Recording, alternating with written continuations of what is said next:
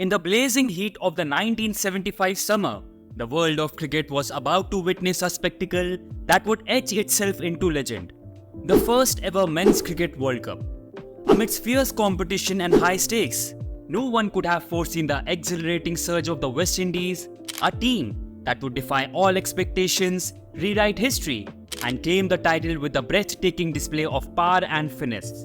From explosive batting to relentless bowling, the West Indies delivered a performance so electrifying, it left the world in awe.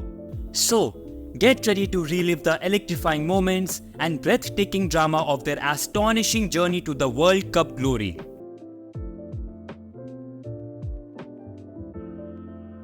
While the 1975 Cricket World Cup is often celebrated as the dawn of a new era in the sport, it wasn't actually the first of its kind.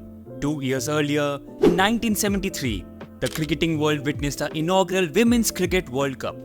But the history of international cricket tournaments stretches even further back to 1912, when the cricketing powerhouses of Australia, England, and South Africa clashed in a thrilling triangular test series. However, the concept was later dropped because of inclement weather and a lack of public interest. For decades, Test cricket reigned supreme. Matches stretched over 5 days, testing endurance and skill. But as the world changed, so did cricket. The 1960s and 70s saw the birth of a new format, one-day internationals.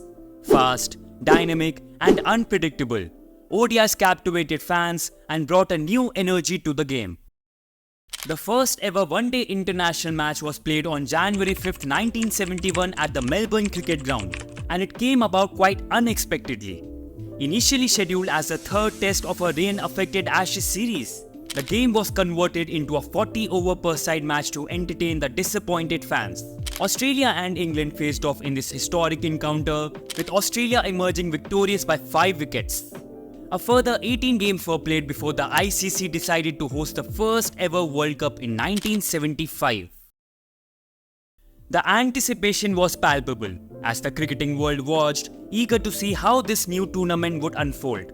The 60-over World Cup was described by one journalist as the most ambitious innovation since the legalization of overarm bowling. But in reality, it turned out to be a bigger success than anyone could have imagined. The tournament's inaugural edition in England began on June 7, 1975, with 8 teams divided into 2 groups, each team facing the others in a round-robin format. The top 2 from each group would move on to the semi-finals and from there to the grand finale. The event featured a total of 8 teams: Australia, East Africa, England, India, New Zealand, Pakistan, Sri Lanka, and the West Indies. And as a matter of fact, 8 days before the World Cup kicked off, the ICC made a landmark decision, ruling that any ball bowled over the batsman's head would be called a wide. The West Indies team, a blend of extraordinary talent from various islands, was poised to leave a lasting impact. Led by Clive Lloyd, a charismatic and strategic captain, the team underwent rigorous preparation. The West Indies squad had gained invaluable experience in one-day cricket, mainly through their participation in county cricket. This exposure sharpened their skills in the shorter format, allowing them to master the nuances of pacing an innings, aggressive batting, and delivering tight bowling under the pressure of limited overs. The West Indies had been drawn in what would now be known as the Group of Death, for it also included Pakistan and Australia with only 2 semi-final spots on offer. The West Indies started the 1975 World Cup campaign on a high note, comfortably defeating Sri Lanka in their opening match. However, their second match against Pakistan proved to be a nail-biter. Chasing a target of 267, the West Indies found themselves in dire straits at 203 for 9 in the 46th over. But in a stunning turn of events, wicketkeeper Derek Murray and fast bowler Andy Roberts emerged as the unlikely heroes, adding a crucial 64 runs to snatch victory with just 2 balls to spare. The official tournament review aptly put it, Pakistan will never stop asking themselves how they lost. The final group stage match against Australia was a true test of their mettle. The Australians, strong contenders themselves, posed a significant challenge. The West Indies, however, rose to the occasion. Alvin Kalicharan's explosive batting was the highlight as he took Dennis Lillee apart, scoring 31 runs off 10 consecutive balls. With this win, the West Indies topped the group, advancing to the semi-finals with an air of confidence.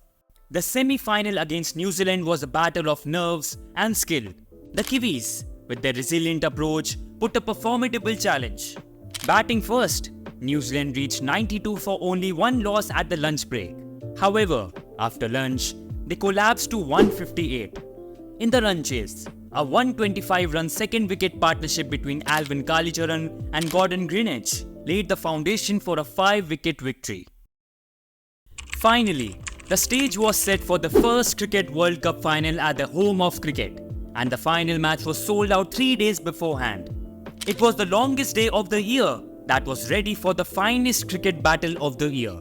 The cricket stadium was filled with the supporters of the West Indies, which, as a matter of fact, surprised Australia's captain Ian Chappell. In the high-stakes atmosphere of the final, Ian Chappell won the toss and opted to send the West Indies into bat. The West Indies start was rocky. Roy Fredericks, Gordon Greenidge and Alvin Kallicharran quickly fell, leaving the team at a precarious 50 for 3. It was then that Sir Clive Lloyd, the West Indies captain, strode to the crease, poised to steer his team from the brink of disaster.